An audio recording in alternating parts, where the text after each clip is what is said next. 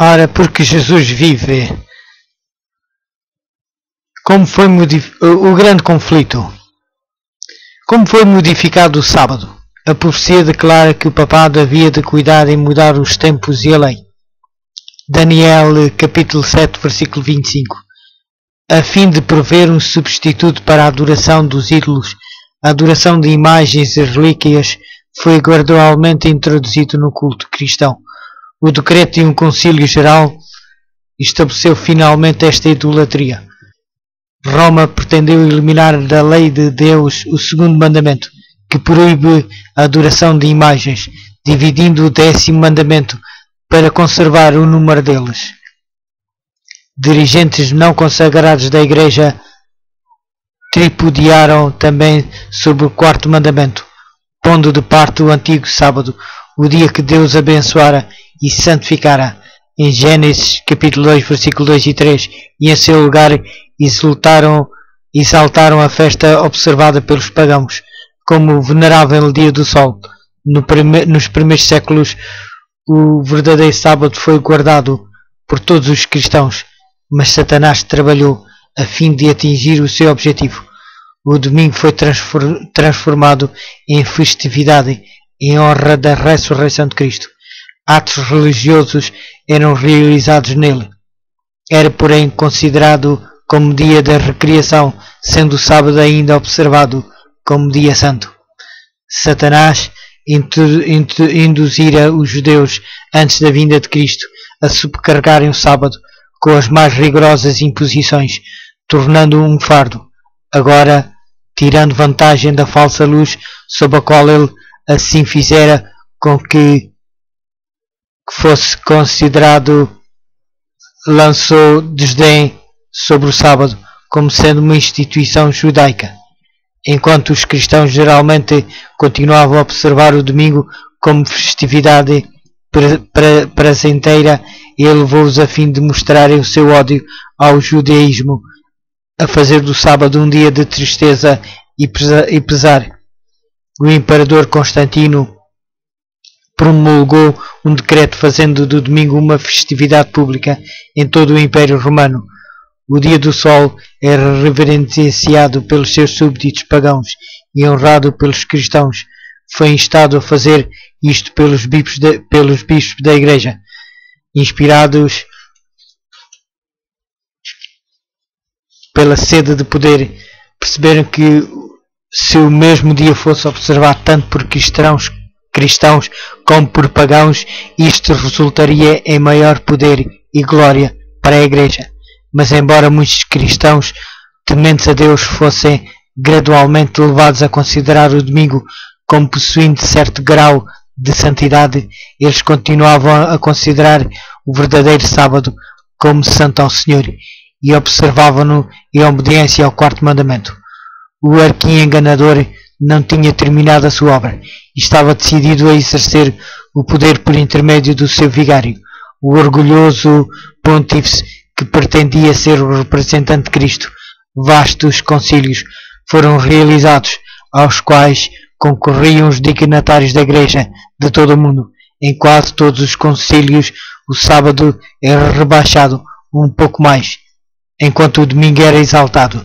Assim, a festividade pagã veio a ser finalmente honrada como instituição divina, enquanto o sábado bíblico era declarado como relíquia do judaísmo e declarados amaldiçoados os que o observavam. O apóstata conseguira ter êxito e exaltar-se contra tudo o que se chama Deus, o objeto de culto. 2 Tessalonicenses capítulo 2, versículo 4. Ousar a mudar o único preceito da lei divina, que indica o Deus verdadeiro e vivo. No 4º mandamento, Deus é apresentado como o Criador, como memorial da obra da criação. O 7º dia foi santificado para o repouso do homem, destinado a conservar o Deus vivo, sempre diante da mente humana, como objeto de culto. Satanás esforça-se por desviar os homens da obediência à lei de Deus. Portanto, dirige os seus esforços contra o mandamento que aponta Deus como Criador. Os protestantes hoje insistem em afirmar que a ressurreição de Cristo no domingo fez dele o sábado cristão. Contudo, nenhuma honra semelhante foi atribuída a este dia por Cristo ou pelos seus apóstolos. A observância do domingo teve origem no mistério da iniquidade. Segunda de Tessalonicenses, capítulo 2, versículo 7, o qual, já no tempo de Paulo começar a sua obra, que razão pode ser dada para uma mudança que as Escrituras não sancionam? No século VI, o bispo de Roma foi declarado como a cabeça de toda a Igreja. O paganismo cedera lugar ao papado. O dragão dera à besta o seu poder, o seu trono e grande autoridade. Apocalipse, capítulo 13, versículo 2. Começaram assim os 1260 anos da opressão papal, perdidos nas profecias de Daniel e Apocalipse. Daniel, capítulo 7, versículo 25. Apocalipse, capítulo 13, versículo 5 a 7. Os cristãos foram obrigados a renunciar à sua integridade e a aceitar as cerimónias e culto papais, ou a passar a vida nas masmorras, ou a sofrer a morte. Cumpriam-se assim as palavras de Cristo: e sereis entregues até por vossos pais, irmãos, parentes e amigos, e matarão alguns dentre vós. De todos sereis odiados por causa do meu nome. Lucas, capítulo 21, versículos 16 e 17. O mundo tornou-se um vasto campo de batalha. Durante séculos a Igreja de Cristo encontrou refúgio no isolamento e a obscuridade. A mulher, porém, fugiu para o deserto, onde Deus lhe havia preparado lugar, para que nele a sustentem durante 1260 dias. Apocalipse, capítulo 12, versículo 6. O acesso da Igreja de Roma ao poder assinalou o início da Idade Escura. A fé foi transferida de Cristo para o Papa de Roma. Em vez de confiar no Filho de Deus para o perdão dos pecados e para a salvação eterna, o povo olhava para o Papa e para os sacerdotes, a quem ele delegara autoridade. O Papa era seu mediador terrestre para as pessoas. Ele estava em lugar de Deus. Esquivar-se das suas exigências era motivo suficiente para se afligir ao infrator a mais severa punição. Assim a mente do povo desviava-se de Deus para homens falíveis e cruéis, e ainda mais para o próprio príncipe das trevas, que por meio deles exercia o seu poder. Quando as Escrituras são suprimidas e o homem vem a considerar-se supremo, só podemos esperar fraudes, engano e iniquidade aviltante. Dias de perigo para a Igreja. Os fiéis porta-estandartes eram poucos. Parecia por vezes que o erro prevaleceria e que a verdadeira religião seria banida da terra. O Evangelho perdeu-se de vista e o povo foi sobrecarregado com exigências severas. Ensinava-se-lhes a confiar nas próprias obras para a expiação do pecado. Longas peregrinações, atos de penitência, adoração de relíquias, construção de igrejas, relicários e altares, bem como o pagamento de grandes somas à Igreja. Tais actos eram apontados como capazes de aplacar a ira de Deus ou de assegurar o seu favor. Por volta do final do 8º século, os romanistas começaram a sustentar que nas primeiras épocas da Igreja os bispos de Roma haviam possuído o mesmo poder espiritual que assumiam agora. Escritos antigos foram forjados pelos monges, decretos de concílios dos quais antes nada se ouvira foram agora descobertos, estabelecendo a supremacia universal do Papa desde os primeiros tempos. Os poucos fiéis que construíram sobre o verdadeiro fundamento, está em 1 Coríntios capítulo 3, versículo 10 e 11, achavam-nos perplexos, cansados da constante luta contra a perseguição, fraude e qualquer outro argumento engredado por Satanás. Alguns que tinham sido fiéis desanimaram por amor à paz e Satanás. Alguns tinham sido fiéis e segurança da sua propriedade e vida, desviaram-se do genuíno fundamento. Outros não se deixavam intimidar pelos inimigos.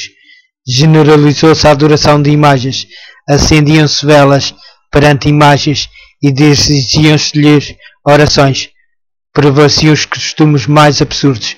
A razão parecia haver perdido o domínio, enquanto os próprios sacerdotes e bispos eram amantes do prazer e corruptos. Só se poderia esperar que o povo que os tinha como guias submergisse na ignorância e no vício. No 11º século, o Papa Gregório VII proclamou que a Igreja nunca errara e nunca poderia errar, de acordo com as Escrituras, mas as provas escriturísticas não acompanhavam a exerção. O altivo pontífice também pretendia o poder de depor imperadores. Uma ilustração do caráter tirânico deste advogado da infiabilidade foi o tratamento que dispensou ao imperador alemão Henrique IV.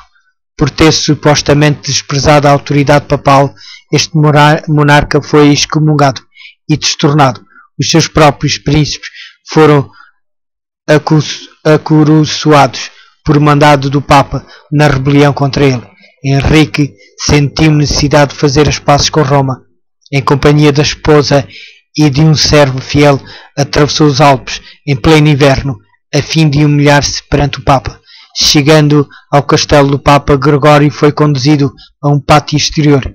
Ali, no rigoroso frio do inverno, com a cabeça descoberta e pés descalços, esperou a permissão do Papa para comparecer à presença deste. Não foi senão depois de 3 dias de jejum e confissão que o pontífice se designou conceder o perdão. Mesmo assim, só com a condição do imperador esperar a sanção do Papa antes de reassumir as insígnias ou exercer o poder da realeza. Gregório, envaidecido com o triunfo, jactava-se de que era seu dever abater o orgulho dos reis.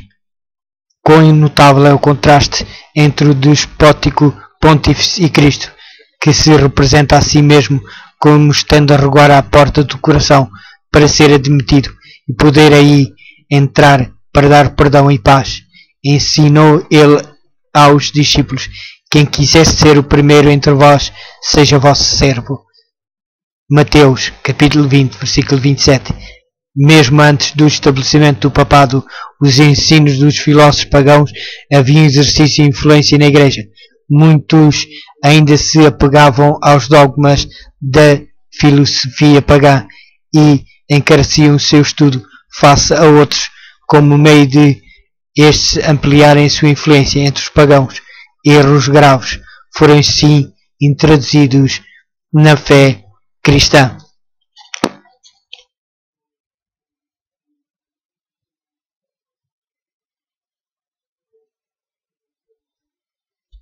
Como penetraram na Igreja as falsas doutrinas?